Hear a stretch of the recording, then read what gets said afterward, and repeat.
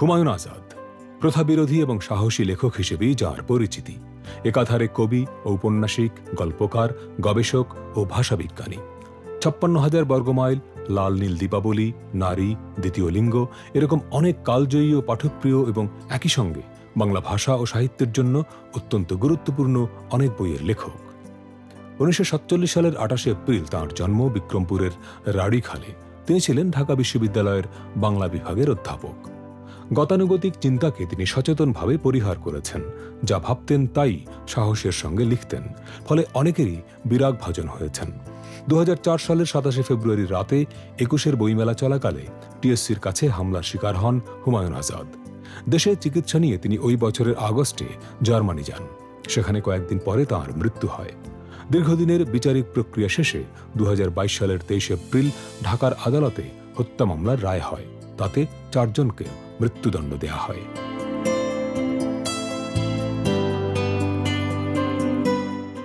দর্শক স্বাগত সোশ্যাল ইসলামী ব্যাংক নিবেদিত ৭ দিনে। শুক্রবারে ৭ দিন মানেই সংসারের গল্প, এবং আজকে আমরা শুরুতেই প্রথাবিরোধী লেখক, সাহসী লেখক হিসেবে পরিচিত হুমায়ুন আজাদের একটি ছোট্ট ডকুমেন্টারি দেখলাম। এই কারণে যে আজকে আমরা আমন্ত্রণ জানিয়েছি তার মেয়েকে। তার মেয়ে মৌলি আজাদ, তিনি পেশায় একজন সরকারি কর্মকর্তা এবং লেখক, এবং আমরা মনে করি যে আপনি লেখক হিসেবে পরিচয় দিতে স্বাচ্ছন্দ্য বোধ করেন। এবং আমাদের সঙ্গে আছেন আপনার জীবনসঙ্গী রেজা কায়সার, তিনি স্থপতি, নগর পরিকল্পনাবিদ। একটা টিপিক্যাল প্রশ্ন দিয়ে শুরু করি। আপনাদের বয়সের ব্যবধান বোধহয় প্রায় ১৭ বছর। এখন বয়সের ব্যবধানটা কি দাম্পত্য জীবনে কোনো অসুবিধা তৈরি করে? আচ্ছা, আমি আগে বলি যে পিছন থেকেই বলি। যখন আমি ছোটবেলা থেকে, মানে ধরেন স্কুলে 9-10 পড়ি আর কি, তখন থেকে আমি বেশ ম্যাচিউরড। যে 9-10 পড়ি, অত বুঝি না এরকম আমার কখনো মনে হয়নি। আমার মনে হয় যে বেশ পাকনা ছিলাম, সত্যিকার অর্থে যে পাকনা ছিলাম এবং বুঝতাম। এবং চারপাশে আমি বিশ্ববিদ্যালয় এলাকায় বড় হয়েছি, অনেক কিছু দেখতাম এবং সেগুলো আমার মনের ভিতরে অনেক সময় এফেক্ট হতো সেই সময় আর কি। এবং দেখে মনে হতো যে সমবয়সী কাউকে কখনো বিয়ে করব না। হ্যাঁ, কারণ সমবয়সী বিয়ে করলে মনে হতো যে হয়তো খুব ঝগড়াঝাটি বা একটা ইগো প্রবলেম হয়। তো তখন থেকে এটা একটা আমার মাথায় ছিল। এবং আমার কেন যেন আমি জানি না, আমার সব সময় অল্প বয়স থেকে আর কি একটা বয়স্ক যারা, মানে বয়স্ক পুরুষের প্রতি আমি একটা টান অনুভব করতাম। এটা কেন আমি জানি, এটা একটা সাইকোলজি, অনেক কিছু দেখে হয়তো আমার মাথায় এটা আসতো। এবং পরবর্তীতে তো আমার পছন্দে, আমাদের দুজনের পছন্দে আর কি বিয়েটা হয়েছে। আমাদের বয়সের গ্যাপ 17 বছর। অন্যদেরটা জানি না, আমি মেন্টালি স্যাটিসফাইড। এবং আমার চারপাশে অনেক যারা এখনো সমবয়সী বিয়ে করছে বা কাছাকাছি 2-1 বছরের ব্যবধানে বিয়ে করছে, তারাও বলছে যে আসলে আমাদের একটু বয়সের গ্যাপে বিয়ে করলে বোধহয় ভালো হতো আর কি। আমার আন্ডারস্ট্যান্ডিং এ কোনো অসুবিধা হয়নি। স্যার, ধরেন আমাদের বাংলাদেশে যেরকম একটা ধারণা আছে প্রচলিত, এরকম যে হাজব্যান্ড ওয়াইফের বয়সের ব্যবধান 5 থেকে 10 হচ্ছে স্ট্যান্ডার্ড, এর কম না, এর বেশি না, এরকম একটা ধারণা আছে। সেই ক্ষেত্রে আপনারা ব্যতিক্রম, কোনো অসুবিধা হয়? এটা আমার কাছে মনে হয় যে অপটিমিস্টিক হওয়াটা খুব জরুরি। আচ্ছা, লাইফ ইজ এ জার্নি। এই জার্নিটাকে আপনি যত পজিটিভলি নিতে পারবেন, ততই আপনি স্যাটিসফাইড একটা লাইফ লিড করতে পারবেন, হ্যাপি হতে পারবেন। বয়স কোনো ব্যাপার না, এজ ইজ এ নাম্বার, আচ্ছা, নাথিং এলস। আচ্ছা আচ্ছা, আমার কাছে মানে বয়সটাকে একটা সংখ্যা ছাড়া আর কিছু মনে হয় না। যেমন অনেক সময় হাজব্যান্ড ওয়াইফের বয়সের ব্যবধান, আমরা আজকে আপনার বয়স বেশি, এখন কিন্তু আবার অনেক সময় দেখা যায় যে হাজব্যান্ডের বয়স কম, ফলে এটাও তো নিশ্চয়ই কোনো সমস্যা তৈরি করে না? Exactly same. মানে আমার ক্ষেত্রে যা, একজন বয়স্ক নারীকে যদি একটা ইয়াং ছেলে, তার সাথে যদি মেন্টাল আন্ডারস্ট্যান্ডিং থাকে, তাদের মধ্যে যদি ওই ধরনের কি বলবো রসায়ন, আদান প্রদানটা থাকে, আমার তো মনে হয় না কোনো সমস্যা হওয়ার কথা আছে। তার মানে মেন্টালি বিষয়টা মানসিক, মেন্টাল, মানে এটা ব্যক্তির কোনো অসুবিধা না হলে, কিন্তু পারিবারিকভাবে কোনো অসুবিধা হয় না? আপনারা যখন এরকম একজন মানুষকে একটা লম্বা বয়সের ব্যবধানে বিয়ে করতে গেলেন, পরিবার থেকে কোনো চাপ এসছে? হ্যাঁ, এটা পারিবারিকভাবে হয়। এটা আমাদের শুধু আমাদের ক্ষেত্রেই না, এটা পুরো বাংলাদেশ এবং যদি আমার মনে হয় সাবকন্টিনেন্ট এটা হয়। এটা হচ্ছে যে পরিবার আসলে অনেক কিছু চিন্তা করে, যে যেটা হচ্ছে যে মেয়েটা যাকে চয়েস করছে সে যদি বয়স বেশি হয়, তাহলে যে সমস্যাটা মা বাবারা ফিল করে সেটা আমি দেখেছি, সেটা যে এত বয়সের ব্যবধান, সে হয়তো অনেক তাড়াতাড়ি মরে যেতে পারে, আচ্ছা, মরে যেতে তাড়াতাড়ি পারে, বৃদ্ধ হয়ে যেতে পারে, বিধবা হয়ে যাবে। আচ্ছা, এটা আমি যা দেখেছি, বিধবা হয়ে যেতে পারে, একটা শঙ্কা। হ্যাঁ, বা যেটা দেখি যে তোমার হাজবেন্ড এত বয়স্ক, আমরা কিভাবে অন্যদের কাছে বলবো? আচ্ছা, হ্যাঁ, আমরা কিভাবে বলবো আর কি, কারণ চারপাশে যা দেখে অভ্যস্ত আর কি, যে 2-3 বছরের গ্যাপ আর কি, সেটা কিভাবে বলবো? কারণ আমরা বাঙালিরা কিভাবে মানুষের কাছে নিজের সুখ শান্তি বা নিজে কিভাবে ভালো আছে সেটা যতটা চিন্তা করি, তার চাইতে মানুষ কি ভাববে সেটা নিয়ে বেশি চিন্তা করি। তো পরিবার এইটা ভাবে যে কিভাবে মেয়েটার ভবিষ্যৎ কি, আর একটা হচ্ছে যে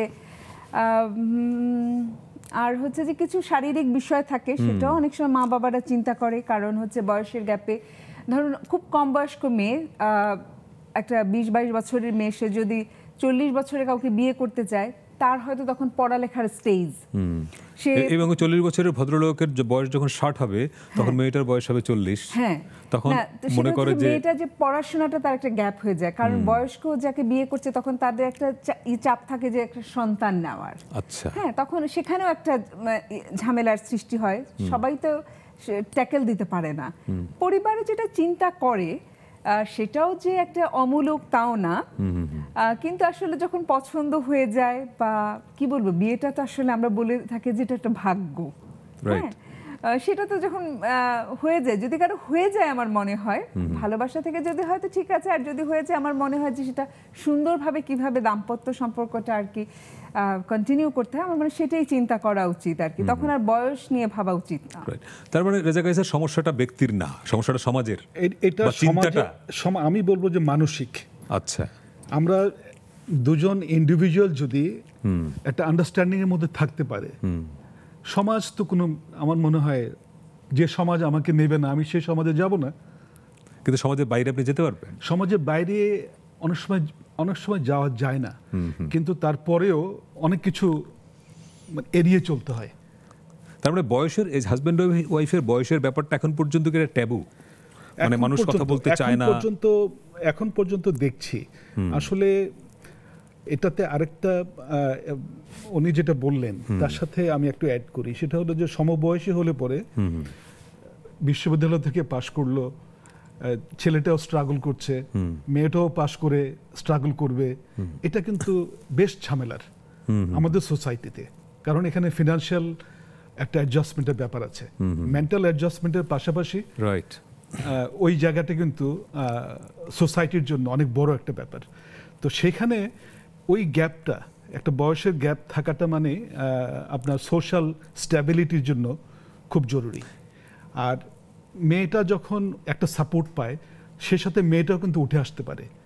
এখন দুজনে যখন বিসিএস পরীক্ষা দিচ্ছে, দুজনের দুই জায়গায় পোস্টিং হয়ে গেল, চান্স পেল, দুজনেই মেরিটোরিয়াস, দুজনেই খুব মেধাবী, এখন দুজনের জব হলো 2 উপজেলায়, এটা কিন্তু আরেকটা স্ট্রাগল। রাইট, তো সেই জায়গা থেকে আমি বলবো যে এইজের যে একটা গ্যাপ, দিস ইজ ভেরি। আরেকটা কথা বলা হয় যে আপা যেভাবে শুরু করলেন, উনি যখন ক্লাস 9-10-এ পড়েন তখনই অনেক ম্যাচিউরড, এবং মেয়েদের ক্ষেত্রে বলা হয় যে মেয়েরা ছেলেদের চেয়ে দ্রুত ম্যাচিউরড হয়, এবং একই বয়সের দুজন ছেলে মেয়ের মধ্যে মেয়েটা বেশি ম্যাচিউরড হয়, বিশেষ করে সাংসারিক বা বৈষয়িক বিষয় আশায় তার অনেক বেশি বোঝে এবং অনেক দূরদর্শী হয়। এবং আমরা আমাদের বাবা মাকে দেখেছি যে বাবার বয়স বেশি, কিন্তু মা সাংসারিক বিষয়ে অনেক বেশি ম্যাচিউরড, এবং মা যে সিদ্ধান্তটা নেন ওইটা more than correct than father. এটা মনে হয়েছে, এইটা কি আপনার মনে হয় যে ঠিক আছে? রাজায় করিছে রাজ্য শাসন, রাজারে শাসিছে, এটাই বাস্তব। আপনার সংসার শাসন করে কে? আচ্ছা, আমি বলি শাসন ঠিক না। আচ্ছা, প্রথম ওইটা যেটা বলছি যে আপনি যেহেতু টেনে আনলেন যে আমি ছোটবেলা থেকে ম্যাচিউর ছিলাম, সেটা হচ্ছে যে এটা হচ্ছে কিন্তু এই যে মানসিকভাবে যে আমি এভাবে চিন্তা করব যে আমি একজন বয়স্ক মানুষের সাথে থাকব, সে তার জন্য কিন্তু সেই নারীর বা পুরুষের যদি একটা মানে কম বয়স্ক মহিলা বিয়ে করে, হ্যাঁ, তো 20 বছরের ছেলে যদি 22 বছরের মেয়ে বিয়ে করে, তাহলে যদি এই ছবিতে ঠিক বোঝা যাচ্ছে না আপনারা অনেক বেশি পার্থক্য। এইটা হলো, আমি একটু বলি, জি, আমার কথাটা শেষ হয়নি। সেটা হচ্ছে যে এটা আসলে একটা ব্যক্তিত্বের ব্যাপার। এটা হচ্ছে যে সব পরিবার, আমাদের সোসাইটিটা এমন যে আমাদের পরিবারের সন্তানকে, মেয়ে সন্তানকে কিন্তু এভাবে বড় করে না। হ্যাঁ, আমি যে পরিবার থেকে উঠে এসেছি, একটা বলবো যে আমি একটা আলাদা একটা ব্যক্তিত্ব তৈরি করতে পেরেছি। হ্যাঁ, এবং তার জন্য আমার এটাকে সারভাইভ করে নেওয়া, যে একটা বয়স্ক লোককে বিয়ে করে এই যে টেনে নিয়ে যাওয়া এবং শেষ পর্যন্ত এটা সাকসেসফুলি বলবো, যেহেতু প্রায় 19 বছর হয়ে গেছে তাই না বিয়ের, প্রায় 2 যুগ। সুতরাং আর কি এটা একটা ব্যক্তিত্ব গঠন করতে হবে আর কি। এর জন্য নারী পুরুষ দুজনেরই এটা পরিবারের দায়িত্ব। আমার পরিবারের যেটা বিষয় হচ্ছে যে বললো যে আমি শাসন করি, এটা শাসনের বিষয় না আর কি, যেটা হচ্ছে যে দুজন মিলে করি এবং তাই তেমন একটা ঝামেলা হয় না। ছবির জায়গাটা আপনি ছিলেন, এটা আন্ডারস্ট্যান্ডিং। এটা হলো যে এটা বলতে চাই, এই কথাটি বলতে চাই, আপনি যখন যে পরিবেশে থাকবেন সেই পরিবেশের যে একটা ভাব গাম্ভীর্য আছে তার সাথে আপনাকে ম্যাচ করতে হবে। আপনি যদি বিয়ে বাড়িতে যান, আপনার ড্রেসটা ওইভাবেই হতে হবে। আপনি যখন আপনার ওয়াইফের সাথে, সে আপনার চাইতে 16 বছরের ছোট, তার সাথে আপনি যখন চলবেন তখন আপনাকে সেভাবেই ম্যাচ করে চলতে হবে। রাইট, এবং মনে করতে হবে আমার বয়স হলো বেশি না। হ্যাঁ, আমার বয়স বেশি না। দিস ইজ কল্ড, ওই যে বললাম, অপটিমিস্টিক হওয়া। হ্যাঁ, অলওয়েজ আমার ফিলসফি হলো to be optimistic always. Right, আমি যতটা যে ধরনের বৈরী পরিবেশ আসুক না কেন, I try to be positive. বাহ, এটা তো সংসারে খুব জরুরি। এবং এটা এই জায়গাতে আরেকটু আসবো, কিন্তু আমি আপার জায়গায় আবার একটু যেতে চাই যে আপনি যেভাবে বেড়ে উঠেছেন, যার মেয়ে, আপনার বাবার যে লেখা, সেই লেখাগুলো বাংলাদেশে একেবারেই প্রথা বিরোধী। এই অর্থে আমরা বলি যে ওনার আগে এরকম সাহসী লেখা কেউ লেখেন না, বিশেষ করে নারী অধিকারের ক্ষেত্রে। ওনার নারী, দ্বিতীয় লিঙ্গে, এই উপন্যাসগুলো, ইভেন ওনার কবি অথবা দণ্ডিত অপুরুষ বা মানুষ হিসেবে অপরাধ সমূহ, প্রত্যেকটা উপন্যাসের যে মূল মেসেজ, সেইখানে তো একটা নারীর শরীরকে বোঝা, নারীকে বোঝা, এই যে একটা ফিলোসফি ওনার লেখার মধ্যে ছিল। কোনো না কোনো ভাবে কি আপনার মনে হয় যে আপনারই আলাদা হয়ে ওঠা বা ক্যাম্পাসের মধ্যে বয়সের চেয়ে এগিয়ে থাকতে পারা বাবার লেখার কোনো প্রভাব ছিল? এটা হতে পারে। লেখার প্রভাব ছিল, অবশ্যই ছিল, কিন্তু লেখার চেয়ে তো আমি বলবো যে তার নিজের একটা প্রভাব ছিল আমার উপর। আচ্ছা, হ্যাঁ, কারণ আপনারা জানেন যে আমাদের সোসাইটিতে কি হয়, মেয়ে বড় হলে তার বিয়ে নিয়ে একটা চিন্তা বা কথাবার্তা, মেয়ে যত বড় হতে থাকে বাবার সঙ্গে ব্যবধান বাড়তে থাকে, বাবার সাথে ব্যবধান, এবং তার বিয়ে নিয়ে বাসায় কথাবার্তা হয় বা বিয়ে নিয়ে মা বাবারা চিন্তিত থাকে। কিন্তু আমি আমার বাবাকে কখনো আমাদের দুই বোনের বিয়ে নিয়ে চিন্তিত দেখিনি। তার কথা হচ্ছে যে তোমরা শুধু পড়াশোনা করেছো, তোমরা চাকরি বাকরি করে স্বাবলম্বী হও, এবং বিয়েটা তোমাদের পার্সোনাল বিষয়, তোমরা নিজেদের মতো করবে। হ্যাঁ, তো সেরকম তার চিন্তা ভাবনা ছিল।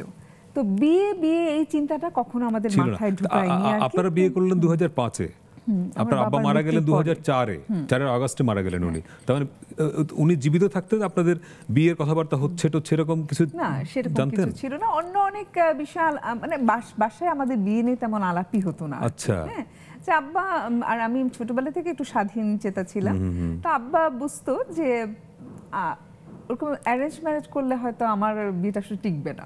আপনাদেরটা কি তাহলে?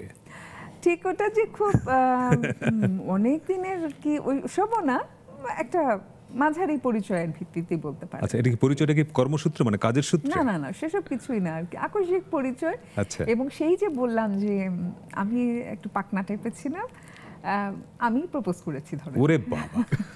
তো ধরেন এরকম একজন খুব, যখন আপনারা বিয়ে করলেন তখন তো উনি আরো অনেক কম বয়সী, সেই বয়সে আপনি যখন এই প্রপোজালটা পেলেন, আপনার অনুভূতি কি হয়েছিল? আমি একটু নার্ভাস ছিলাম। আচ্ছা আচ্ছা, নার্ভাস, রিয়েলি নার্ভাস। আচ্ছা আচ্ছা, যে এটা কিভাবে, প্রপোজালটা কি ছিল যে আমি আপনাকে বিয়ে করতে চাই সরাসরি? তো আমি এটা আশাও করিনি, আর এটা পাওয়ার পরে আমি একটু মানে খুব, এটা কি সেই দিনগুলোর ছবি? না, এটা আমার ছোট বোনের বিয়েতে ছবি আর কি, ছোট বোনের বিয়েতে সাজগোজ করেছি। আচ্ছা আচ্ছা, হ্যাঁ। তো আমি একটু খুব চিন্তা পড়ে গেছিলাম যে কি করব। আচ্ছা, তো আমি এই বিষয়টা আমার আম্মার সাথে শেয়ার করি। তখন কি আপনি জানতেন উনি কে, মানে ওনার সম্পর্কে জানতেন যে কার মেয়ে, সেটাও জানতেন? হ্যাঁ, জানতাম। আচ্ছা আচ্ছা, তো আমার আম্মার সাথে শেয়ার করলাম। তো আম্মার সাথে, উনি আবার শিক্ষিত মানুষ, তখনকার বিএ পাস, তো স্কুল টিচার ছিলেন, আমারও টিচার। তো উনি বললেন তুমি তো এখন যথেষ্ট অ্যাডাল্ট, মেয়েও তো ইউনিভার্সিটি গ্রাজুয়েট, তো তোমরা দুজনেই সিদ্ধান্ত নাও, আমি তো মেয়ে দেখিনি, আমি কোনো কমেন্টস করব না, তোমরা সিদ্ধান্ত নিয়ে আমাকে জানাও। তখন চট্টগ্রাম থেকে ঢাকায় এসে আমার আম্মাকে ফোন করে জানালাম, আম্মা ঠিক আছে, পজিটিভ। আচ্ছা, ঠিক আছে, তোমরা তাহলে এগিয়ে যাও। এই হয়ে গেল। বাহ। তারপর আপনার ফ্যামিলিতে রিঅ্যাকশনটা কি ছিল? ফ্যামিলির রিঅ্যাকশন তো যা হয় খুব একটা নিশ্চয়ই ভালো ছিল না। কারণ সেটা একটা, সব দিকে ছেলে সব ঠিক আছে, কিন্তু বয়স তো একটু বেশি। যাই হোক, আমি মানাতে পেরেছি এবং আমি আজকে এখানে যে স্টেজে আছি একটা সবাই দেখছে, এবং আমি বলবো যে আমি সাকসেসফুল কেন?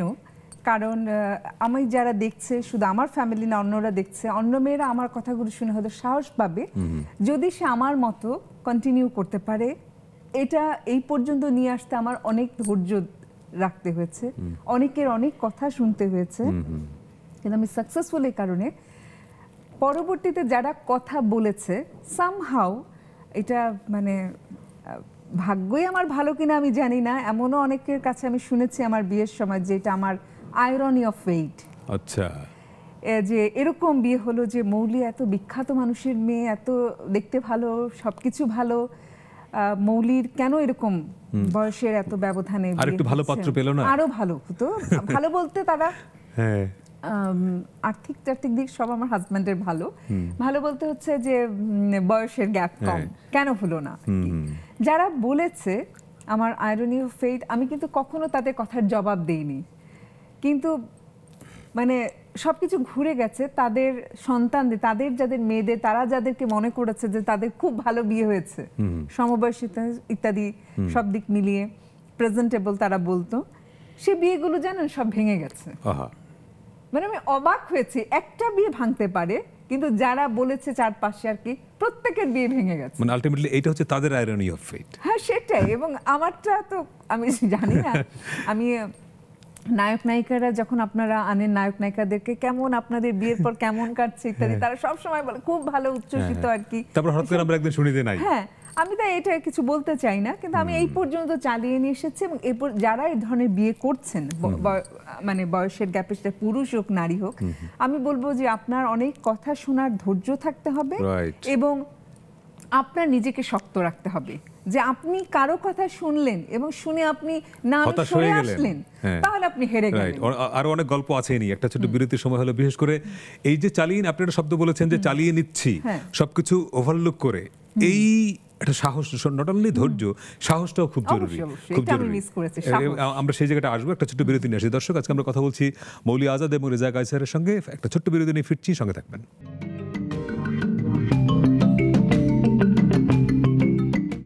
দর্শক, বিরতির পরে আবারও স্বাগত সোশ্যাল ইসলামী ব্যাংক নিবেদিত 7 দিনে, শুক্রবারে 7 দিন মানেই সংসারের গল্প। এবং আজকে আমরা আড্ডা দিচ্ছি প্রথা বিরোধী লেখক হুমায়ুন আজাদের মেয়ে মৌলি আজাদ এবং তার জীবনসঙ্গী রেজা কায়সার। তিনি পেশায় স্থপতি, নগর পরিকল্পনাবিদ। রেজা ভাই, বিরতির আগে যে জায়গাটাতে ছিলাম যে বয়সের ব্যবধান আসলে পুরোটাই মানসিক বিষয়, তাই তো? মানে সমাজের মানুষের হয়তো অনেক ধরনের অবজারভেশন থাকে, পরিবারের লোকজনের থাকে, কিন্তু তারপরে আপনি যে জায়গাটাতে ছিলেন যে টেনে নিয়ে যাওয়া এবং কারোর কথাকে গুরুত্ব না দিয়ে নিজের লাইফটা নিজের মতো করে এগিয়ে নেওয়া, সেখানে আপনার রোলটা কি? মানে এই সংসারে এই যে 20 বছর প্রায় আপনারা ক্যারি করে যাচ্ছে এবং আমরা আশা করি আরো দীর্ঘদিন আপনারা থাকবেন, সেখানে আপনার ভূমিকাটা কি?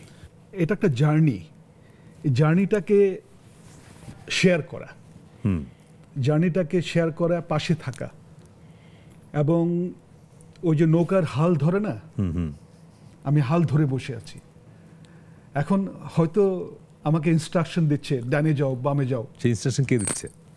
আচ্ছা, ডানে যাও, বামে যাও। হ্যাঁ, সামনে অবস্ট্রাকশন আছে। মানে উনি ভালো ইনস্ট্রাক্টর? ভালো, আচ্ছা, খুবই ভালো। এবং এই পর্যন্ত আই এনজয়েড এ লট। মানে তার ভুল ইনস্ট্রাকশন হয় নাই কখনো? ভুলটা আবার আমি ট্যাকেল করি অনেক সময়। থাকে ভুল তো হতেই পারে, মানুষ মাত্রই তো আমরা ভুল করি, তাই না? তো ভুল থাকলেও সেটা মিউচুয়াল আন্ডারস্ট্যান্ডিং এর মাধ্যমে আমি তখন গাইড করি যে এটা বোধহয় ঠিক হচ্ছে না, তুমি এটা করো। উনি কি ভুল করে? ভুল করে, যেমন আমি একটা কথা বলি, সেদিন আমি বলছিলাম, একটু রাগান্বিত হয়েই বলছিলাম যে তুমি কোথাও যাওয়ার আগে পোস্ট দাও কেন? ফেসবুকে এটা আওয়াজ দেওয়া আর কি যে যাচ্ছি, আমি যাচ্ছি। আচ্ছা তো এইটা তো এই সোসাইটিতে এখন যে কোনো সময় একটা অ্যাক্সিডেন্ট তৈরি করতে পারে, পারে না? আচ্ছা। আমি কোথাও গিয়ে হয়তো বলতে পারি না, যে উনি তো হ্যাঁ, ইনোসেন্টলি দেন যে একটা এক্সাইটমেন্ট থেকে যে আচ্ছা না, আমি এখন এতটা- যাচ্ছি অমুক জায়গায়। এতটা সারল্য ভালো না। আচ্ছা হ্যাঁ, এতটা সরল হওয়া আমি সবার জন্য বলছি, আচ্ছা এই সোসাইটির সবার জন্য বলছি যে এতটা সরল সহজ হওয়া দরকার নেই। বরং আপনি বিদেশে গিয়ে বলেন যে সরি ভাইয়ারা, বোনেরা, আমি চলে এসেছি, আমি সময়ের স্বল্পতার জন্য আপনাদের কাছ থেকে বিদায় নিতে পারিনি।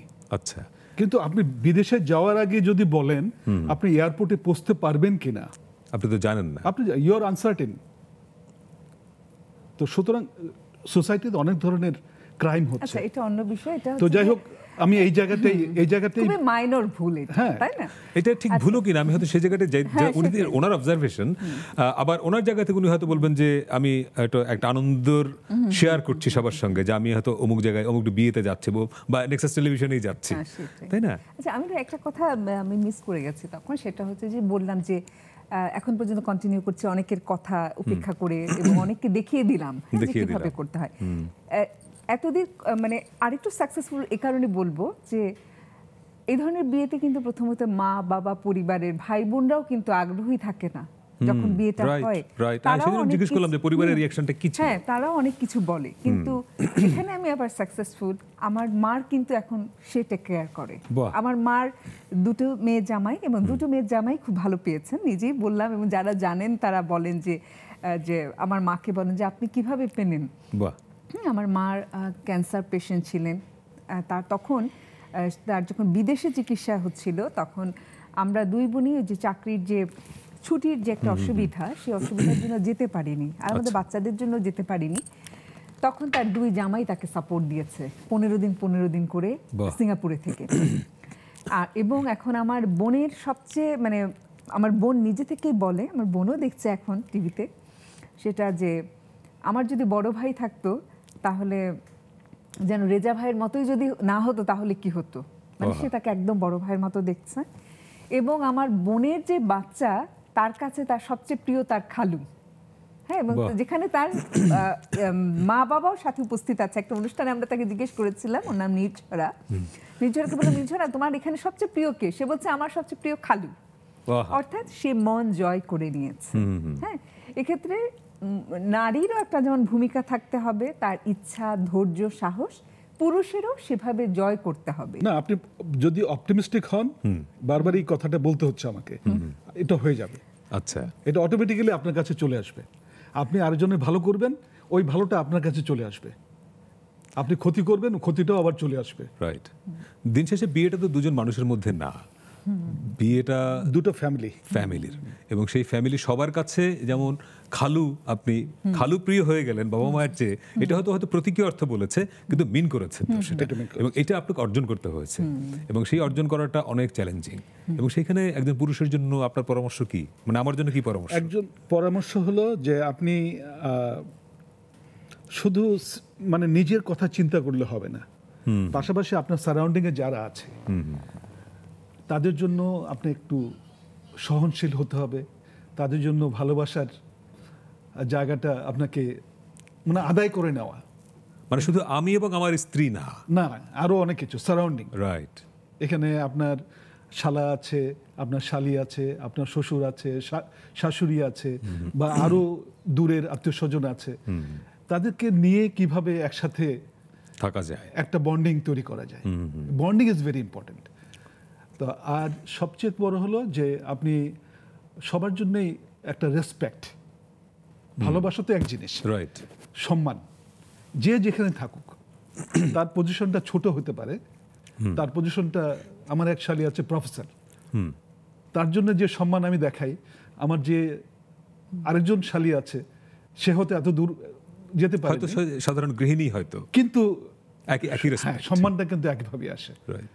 যখন এইটা তারা দেখে যে আমি আমার দুলাভাইয়ের কাছে এই জিনিসটা পাচ্ছি, ন্যাচারালি তারা রাইট, ওটা আমি রেসপন্সটা পাই। রাইট। এবং আপনি রেসপেক্টের কথা বললেন, তো রেসপেক্ট তো স্ত্রীর প্রতিও আমাদের দেশে যেটা হয় যে না, স্ত্রী শুধু স্বামীকে রেসপেক্ট করবে, স্বামীর রেসপেক্ট করা ভালোবাসা কিন্তু এটাকে আপনি কিভাবে দেখেন আমি জানি না। এটা হলো ট্রাস্ট, রেসপেক্ট এবং রিলায়েবিলিটি। আপনি তাকে রিলাই করতে হবে। যে কোনো কাজ করছে, আপনি যদি বলেন না তুমি ওখানে যেতে পারবে না, রাইট, তুমি কোথায় যাচ্ছ না যাচ্ছ, আমিও সাথে যাব, তখন কিন্তু এইটা আমাদের দেশে এখন পর্যন্ত কর্মজীবী নারীদের জন্য বিরাট চ্যালেঞ্জ। এই ট্রাস্টটুকু থাকতে হবে। আপনাকে বুঝতে হবে যে আমার ওয়াইফ যেটা করছে সে খারাপ কিছু করবে না, এইটুকু ট্রাস্ট আপনাকে থাকতে হবে। এবং তারপরে আপনি একটা পর্যায়ে ছেড়ে দিতে হবে। আপনি যদি ধরে রাখার চেষ্টা করেন তাহলে বেশি শক্ত করে ধরে রাখলে ছিঁড়ে যাবে। আমি এটা মনে করি যে বিয়ে মানে এমন না যে আমার সব সম্পর্ক ছিন্ন করে দিতে হবে, সে একজনকে নিয়ে থাকবো। ওই যে ট্রাস্ট, রাইট, হ্যাঁ, যে এখন সে যদি কোনো কিছু করে আমার আসলে করার কিছু নাই, বা আমিও যদি করেই ফেলি অনেক কিছু, কি করার আছে, তাই না? অতটুকু আমার নিজের ভিতরে লাগাম থাকতে হবে যে আমি যা করব একটা সীমার মধ্যে। প্রত্যেকেই স্বাধীন, কিন্তু একটা সীমানার মধ্যে। আরেকটা বিরতি নিয়ে আসছি দর্শক, ফিরছে আরেকটা ছোট্ট বিরতি নিয়ে, সঙ্গে থাকবেন।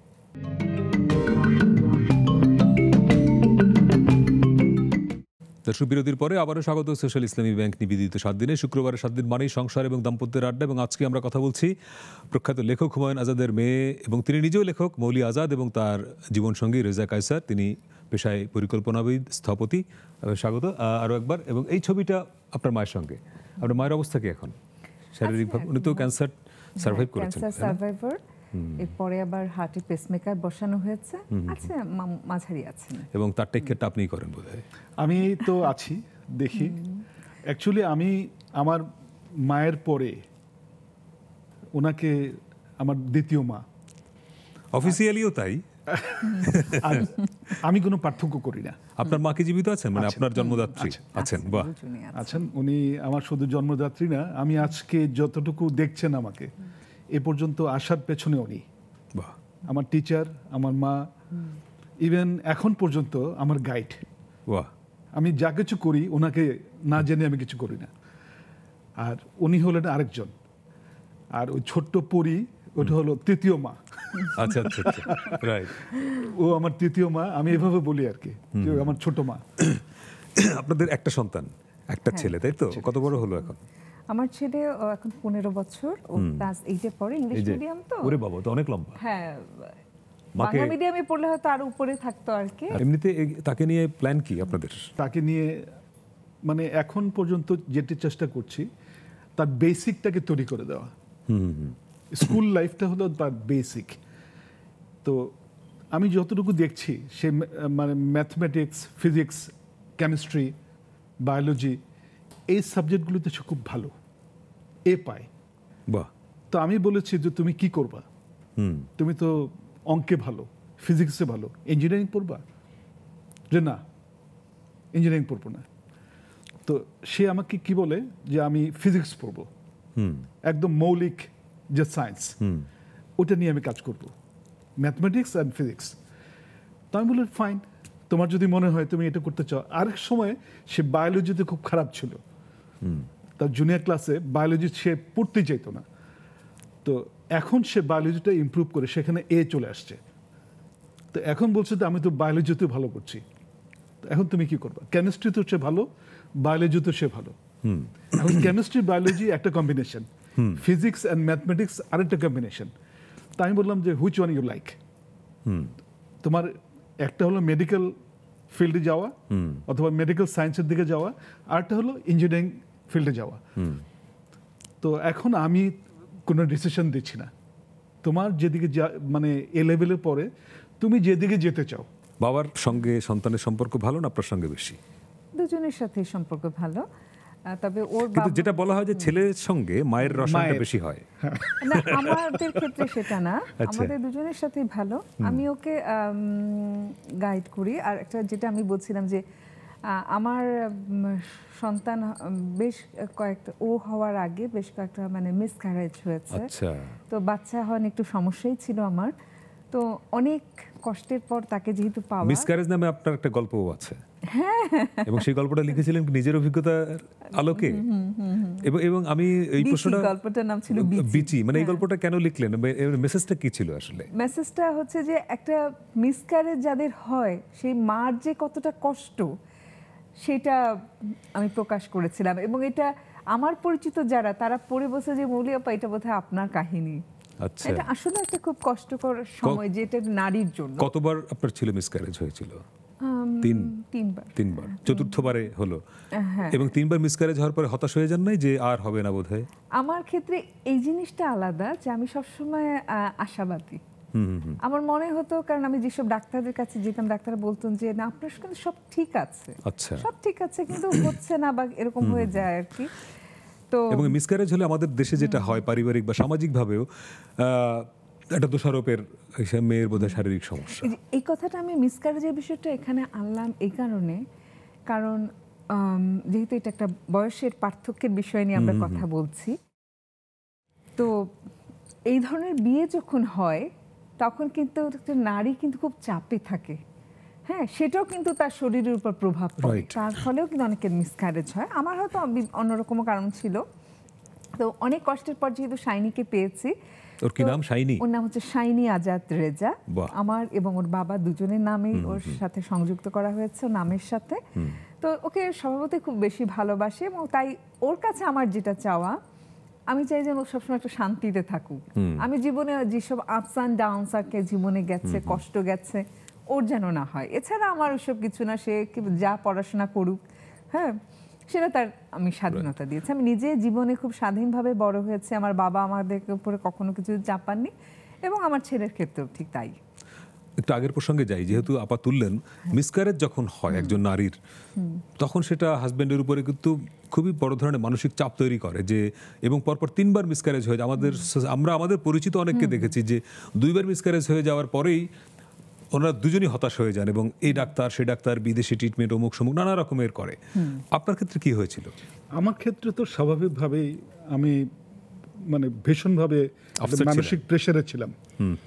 মানসিক প্রেশার বলতে, এবং এই প্রেশারটা বলতে পরিবার থেকেও মানে পুরো দুটো পরিবারই কিন্তু একটা টেন্সড সিচুয়েশনে চলে যায়। কি হচ্ছে, কি হবে। আর প্রথম যেটা তার হলো, এটা তো একটুপিক প্রেগন্যান্সি। আচ্ছা, হ্যাঁ, তো এটা আমাদের ধারণাই ছিল না এটা প্রেগন্যান্সি যে কারো হয়। এটা হচ্ছে একটা, এটা আপনি জানেন কি না, এটা হচ্ছে যে নারীর যেহেতু 2টা টিউব থাকে, ওটা হচ্ছে বাচ্চাটা গর্ভাশয়ে না গিয়ে টিউবে যায়। আচ্ছা, এবং সেটা বাস্ট হয় একটুপিক প্রেগন্যান্সিতে। মানে আমার তো মরে যাওয়ার মতো অবস্থা হয়েছিল।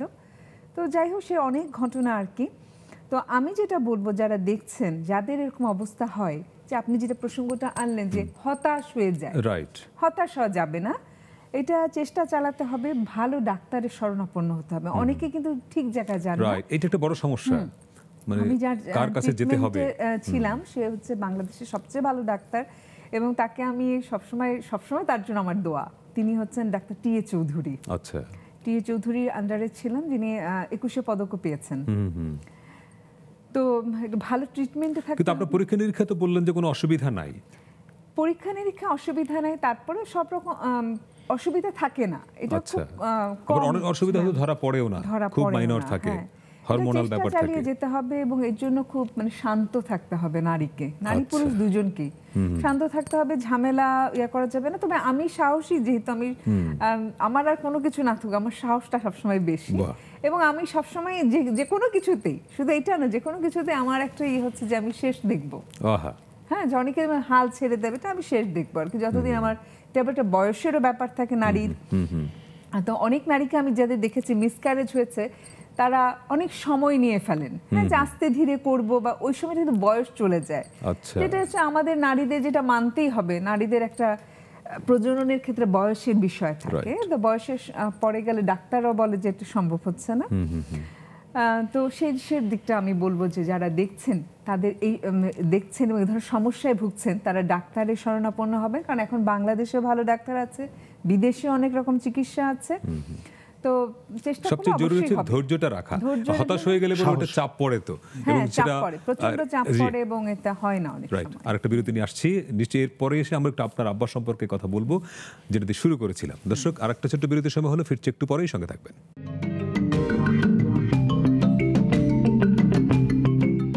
দর্শক বিরতির পরে আবারও স্বাগত সোশ্যাল ইসলামী ব্যাংক নিবেদিত 7 দিনে। শুক্রবারের 7 দিন মানেই সংসারের গল্প, এবং আজকে আমরা কথা বলছি লেখক, সরকারি কর্মকর্তা মৌলি আজাদ এবং তার জীবনসঙ্গী রেজা কায়সারের সঙ্গে। আগে ওনার নামটা বললাম, তাতে কোনো অসুবিধা আছে? না, কোনো সমস্যা নেই। Ladies first. Ladies first. আমরা একটু আপনার আব্বার প্রসঙ্গে যাই, যাকে দিয়ে শুরু করেছিলাম। ওনার একটা খুব কিশোরদের খুব বিখ্যাত বই আব্বুকে মনে পড়ে, এবং আপনিও আপনার বাবাকে নিয়ে লিখলেন যে হুমায়ুন আজাদ আমার বাবা। আপনার বাবাকে আপনার সবচেয়ে বেশি মনে পড়ে কখন? প্রতিনিয়ত আসলে তাকে মনে পড়ে। হ্যাঁ, কারণ আজকে যে শোতে আমি আসলাম সেখানে কিন্তু আপনি প্রথমে বাবার ডকুমেন্টারি দিয়ে শুরু করলেন। জি। হ্যাঁ, অর্থাৎ তার একটা প্রভাব আমার সব সময় থাকে, এবং আমার ভালো লাগে যে আমি যেখানে যাই, হ্যাঁ, তার তো একটা মানে নৃশংসভাবে তাকে বলা যায় হত্যাই করা হয়েছিল, তা তো বটেই। কিন্তু তারপরে আমি দেখি যেখানে যাই তার কারণে আমি কিন্তু শ্রদ্ধা পাই বা রেসপেক্ট আসে আমাকে, যে ও আপনি আজাদ স্যারের মেয়ে। তো সুতরাং প্রতিনিয়তই তাকে আমার মনে পড়ে আসলে। ওনার দাম্পত্য জীবন, মানে আপনার আব্বা এবং মায়ের এই দাম্পত্য জীবনটাও তো আপনি দেখেছেন কাছ থেকে, সেটা কেমন ছিল? যখন ছোট মানে ছিলাম আরো যদি তখন- সহজ করে বলি, ওনাদের সম্পর্ক বাবা মায়ের, আপনার বাবা মায়ের দাম্পত্যের রসায়নটা কেমন ছিল? যখন ছোট ছিলাম আমি, তো তখন তো আমি অতটা সব বুঝতাম না। তো শুনেছি আমার বাবা একটু রাগী মানুষ ছিলেন এবং লেখক মানুষ, সারাক্ষণ লেখাতেই বিজি ছিলেন। এবং আমার মা আবার ঠিক তার অপোজিট, তিনি খুবই ঠান্ডা মানুষ, এবং সবসময় তার লেখায় যাতে কোনো অসুবিধা না হয় তিনি সেইভাবে সাপোর্ট দিয়ে যেতেন। মায়েদের ক্ষেত্রে তাই হয় সাধারণত। আমি জানি না সব লেখকের ওয়াইফরাই এমন কিনা, হয়তো তাই। সেটা তার জন্য আব্বার পক্ষে এত লেখা সম্ভব হয়েছে, কারণ পারিবারিক কোনো কাজে আমি কখনো আব্বাকে ইনভলভ হতে দেখিনি তেমন। না, বাজারের বিষয়টা ছোট অল্প, আমি যখন ছোট তখন হয়তো আমরা জয়েন্ট ফ্যামিলিতে থাকতাম, তো অনেকেই করতেন।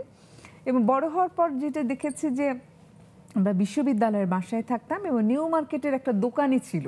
আচ্ছা, দোকান মুদি ছিল, দোকান। হ্যাঁ মুদি দোকান ছিল, মানে ফিক্সড দোকান। ফিক্সড দোকান। এখানে আব্বা ফোন করে দিত, তখন ল্যান্ড ফোন ছিল। আচ্ছা, ওরা পাঠিয়ে দিত। ওরা পাঠিয়ে দিত। আচ্ছা। এবং আমার মা চাকরি করতেন, এবং আব্বা সব সময় ওই যে নারীবাদী মানুষ, তার ওয়াইফ চাকরি করুক সেটাই চাইতো। সেটা আম্মার চাকরির বিষয়ে কিন্তু আব্বা সাপোর্ট করতে আমি সবসময় দেখেছি। তারপরে হলো যেটা আম্মা ওই যে একজন ঠান্ডা আরেকজন রাগী, সুতরাং তারা ব্যালেন্স করে নিতেন। হ্যাঁ, এইখানে বেশ অনেক বিখ্যাত মানুষের সঙ্গে আপনার আব্বাকে ঢাকা বিশ্ববিদ্যালয় বাংলা বিভাগের, হ্যাঁ, এবং ঢাকা বিশ্ববিদ্যালয় বাংলা বিভাগের এক একজন শিক্ষক হচ্ছে এক একজন নক্ষত্র। রাইট। হ্যাঁ, রেজা ভাই, একটু আপনার শ্বশুরের প্রসঙ্গে যেহেতু বলছি, ওনাকে আপনি কাছ থেকে দেখার সুযোগ পেয়েছেন? কাছ থেকে দেখিনি, আমি যখন বুয়েটে পড়তাম তখন ওনারা সোহরাওয়ার্দী উদ্যানে হাঁটতে বেরোতেন। আচ্ছা আচ্ছা। এই সব অধ্যাপকরা আমরা তখন ওই এইসব ব্যতিক্রমী মানুষদের, সমাজকে যারা বদল করছে তাদের পিছনে হাঁটতাম। ওনারা কি এক্সচেঞ্জ করছেন সেগুলো আমরা শুনতাম। বাহ। আমি তখন 3rd ইয়ারে পড়তাম। আচ্ছা। তখন এরকম বিজ্ঞ মানুষদের পেছনে পেছনে আমি অনেক দিন হেঁটেছি। তখন ওনাকে আমি পেয়েছি, এবং এরকম একজন মানুষের মেয়েকে যে বিয়ে করবেন তখন তো মাথায় নাই, তখন আমার চিন্তা ছিল না। তো যাই হোক, সেই থেকে আমার মধ্যে ওই যে নারীবাদী কথাটা, আমি কিন্তু মেয়েদের সম্মানটা অন্যভাবে দেখি। মেয়েদের সম্মানের জায়গাটা আমি তাদেরকে মেয়ে হিসেবে দেখি না, মানুষ হিসেবে দেখি। রাইট। হ্যাঁ, তার যদি মেধা থাকে সে এগিয়ে যাবে, সে যদি আরো মেধাবী হয় আমার বস হবে, অসুবিধা তো নেই। রাইট। এখন সেই জায়গাতে আমার ওনার সাথে একটা মনের বা আত্মার মিল আছে। রাইট। এবং উনি যদি আপনাদের বিয়েটা দেখে যেতে পারতেন, আমার আপনার জন্য ভালো লাগতো। আমার ভালো লাগতো। এই ছবিটা আপনার বাবা মা, তাই তো? এটা বহু পুরনো ছবি নিশ্চয়ই। এটা আব্বা যখন পিএইচডি করছিলেন এডিনবরা বিশ্ববিদ্যালয় স্কটল্যান্ডে, তখনকার ছবি আর কি। তখন আমরা ছিলাম না, আপনাদের জন্মের আগে। আচ্ছা। এই সময় এসে আপনার বাবার শূন্যতা কতটা ফিল করেন? ধরেন এই সময়ের বাংলাদেশে উনি যে জীবিত থাকতেন, উনি মারা গেলেন 2004 সালে, 20 বছর আগে। এই সময়ের বাংলাদেশে উনি থাকলে উনি কি লিখতেন? আমার মনে হয় পজিটিভ নেগেটিভ দুটোই লিখতেন আর কি। হ্যাঁ, এবং যখন অনেক ধরনের ঘটনা ঘটে তখন কিন্তু আব্বাকে মিস করি। হ্যাঁ, কারণ তখন ওনার প্রবচন গুচ্ছ আমরা এখনো মানে যে কোনো প্রসঙ্গেই বলে যে কোনো ফেলি। প্রসঙ্গে আপনারা বলেন, এবং সাধারণত যেটা আমরা দেখি যে বেশিরভাগ জনের স্ট্যাটাস, ফেসবুকের স্ট্যাটাস একটা প্রবচনের একটা একদম দিয়ে দেয়। খুবই প্রভাব থাকে। ছোট্ট বই। আব্বার এসব লেখার জন্য অনেকে নিজের কষ্ট করে স্ট্যাটাস দিতে হয় না। না, উনি স্ট্যাটাস দিয়ে গেছেন। হ্যাঁ, উনি স্ট্যাটাস দিয়ে গেছেন আর কি। আমার মনে হয় এই সময় থাকলে কিন্তু ফেসবুকে আব্বার সাথে তার যার ভক্ত অনুরাগী ছিল, প্রচুর তাদের ওনার ফলোয়ার থাকতো, ইন্টারাকশন হতো। এবং right. আমার মনে পড়ে যখন তিনি বেঁচে ছিলেন যে কোনো একটা ঘটনা ঘটলো, সাথে সাথে তখন ল্যান্ড ফোনের যুগ, এবং ফোন আসতো যে স্যার এরকম ঘটনা ঘটেছে, তখন সাথে সাথে আব্বা একটা রিয়াকশন দিত আর কি। এবং আব্বার তো জানেনি, আব্বা যেহেতু খুব ঠোটকাটা মানুষ ছিলেন, সবার সাথে ভালো সম্পর্ক না থাকলেও আপনাদের সাংবাদিকদের সাথে খুব ভালো সম্পর্ক ছিল। রাইট। সাংবাদিকরা সবসময় আমাদের বাসায় আসতে হতো, এবং বইমেলায় তাকে আমরা তো পেতাম। হ্যাঁ, বইমেলা। এবং এখন একটা কথা এখানে বলছি যে তখন আমাদের বাসায়, বিশ্ববিদ্যালয়ের বাসায় কাজের লোক থাকতো না, কাজের লোক পেতাম না আর কি। হ্যাঁ, তো আমি সবসময় বাসায় থাকতাম, কারণ অন্য ভাই বোনরা স্কুল কলেজে চলে যেত, আমি বাসায় থাকতাম। আব্বা বাসায় থাকতো, সাংবাদিকরা আসতো এবং আমার সবসময় চা বানিয়ে খাওয়া হতো। আব্বা কিছু রোজাই মৌলি চা বানিয়ে নিয়ে সেই প্যারাটা এখন নাই। ভাই, আমরা একদম শেষ পর্যায়ে, তো আপনার কাছ থেকে কিছু টিপস আজকে আমরা জানবো যে একটা সংসার কিভাবে সুখী হয় এবং দাম্পত্য জীবন, সেখানে হাজবেন্ড ওয়াইফের বয়সের ব্যবধান যাই থাকুক না কেন, ক্যারি করে নেওয়া এবং সংসারটাকে সাকসেসফুলি। আপনি একটা টিপস বলেছেন, অপটিমিস্টিক হওয়া, আশাবাদী হওয়া। আর কি? আশাবাদী হওয়া। আর দ্বিতীয় হলো আপনাকে বুঝতে হবে যে আমার সিচুয়েশনটা কি, কোন সিচুয়েশনে আমাকে কি করতে হবে, কখন আপনাকে বাইরে বেড়াতে যেতে হবে, যেমন গাড়ি চালাতে জানতে হবে। আচ্ছা, আমি প্রত্যেকটা পুরুষকে বলবো আজকে ড্রাইভিং হ্যাঁ প্লিজ। আমি তো ড্রাইভিং জানি না, আমার তো গাড়িও নাই। আপনি গাড়ি চালানোর শিখবেন। আচ্ছা, তাহলে রোমান্টিক লাইফের আমি বলবো যে 80% আপনি পেয়ে যাবেন। আচ্ছা আচ্ছা। হ্যাঁ, যদি আপনি গাড়ি চালাতে জানেন, লং ড্রাইভে যান, অথবা শহরের মধ্যেই রাত 10টার সময় ঘুরে আসেন, হ্যাঁ, একটু বাতাস খেয়ে আসেন, তখন রাস্তা ফ্রি থাকে। আপনার মানে কি বলবো, আপনার যে ক্লান্তি, কেমিস্ট্রি যেটাকে বলে, আচ্ছা আচ্ছা, ওই কেমিস্ট্রিটা আপনার হয়ে যাবে। আচ্ছা। আর পাশাপাশি বুঝতে হবে সঙ্গিনীর চাহিদা কি। কখনো শপিং এ যেতে চায়, কখনো একটা ভালো খাওয়া খেতে চায়, কখনো পার্কে যেতে চায়, কখনো পার্ক তো নাই আমাদের, যা আছে রমনা পার্ক, ধানমন্ডি লেক, না ওখানে যাওয়ার মতো পরিবেশ নাই। এটা অন্য আলোচনা। যদি বিদেশে যেতে চায়, আচ্ছা আচ্ছা। তারপরে ধরেন বিদেশে যেতে চায়, এখন আমার বিদেশে যাওয়ার ইচ্ছা নেই। আপনারা দুজনেই চাকরি করেন, ফলে ওনার ইচ্ছে হলে উনি প্লেনের টিকিট কেটে চলে যাবে। হ্যাঁ, না যাচ্ছে, সে তো যায়। হ্যাঁ, বিদেশে। এই স্বাধীনতাটা জরুরি দুজনের। না, এই স্বাধীনতা আমি তো বললামই, আমি সেটাকে যদি ওইভাবে আপনি নিতে না পারেন, তাহলে কিন্তু এটা একটা বড় ধরনের অবস্ট্যাকল হয়ে যাবে। তো আপনাকে চিন্তা করতে হবে, she is doing a job, she is doing her profession, she is writing something, বই লিখছে, 7-8টা বই লেখা একটা মানুষ, তার তো ওই এক্সপেরিয়েন্সটা দরকার আছে। এবং লেখার কথা বললেন তো, আপনাকে নিয়ে আপনার আব্বা একটা ছড়া লিখেছিলেন, কবিতা, আমি সেটা পড়ে আজকে শেষ করব। আপনাদের দুজনকে অনেক ধন্যবাদ, এবং আমরা আশা করি যে বয়সের ব্যবধান যে সংসারে বা দাম্পত্য জীবনে কোনো অসুবিধা সৃষ্টি করে না, তার একটি বড় উদাহরণ আপনারা। আমরা আপনাদের জন্য শুভকামনা থাকলো। দর্শক, আমরা বিদায় নিব। আজকে আমাদের সঙ্গে ছিলেন প্রখ্যাত লেখক হুমায়ুন আজাদের মেয়ে মৌলি আজাদ এবং তার জীবনসঙ্গী রেজা কায়সার। মৌলি আজাদকে নিয়ে তার বাবা কী লিখেছিলেন সেটি আমরা পড়তে যাব। আষাঢ় মাসের সেদিন ছিল রোববার ও মাস পয়লা, তাকিয়ে দেখি দূরের আকাশ ভীষণ রকম ময়লা, পূব দিকটা মেঘলা রঙের, বুকের পাশটা কালচে, পায়ের দিকটা কুঁচকে গেছে একটুকু নয় লালচে, ধুলোর তলে হারিয়ে গেছে চোখের মতন নীলটা, দেখাই যায় না টিপের মতো টুকটুকে লাল তিলটা, আকাশ নয় ওটা মৌলির জামা, তৈরি নরম সিল্কে, দিনভর মৌলি পড়েছে বলেই দেখাই যায় না নীলকে, নীল জামাটা ময়লা এখন, এ তো মৌলির দোষ না, হঠাৎ আকাশে একটা সাবান উঠল ছড়িয়ে জোছনা।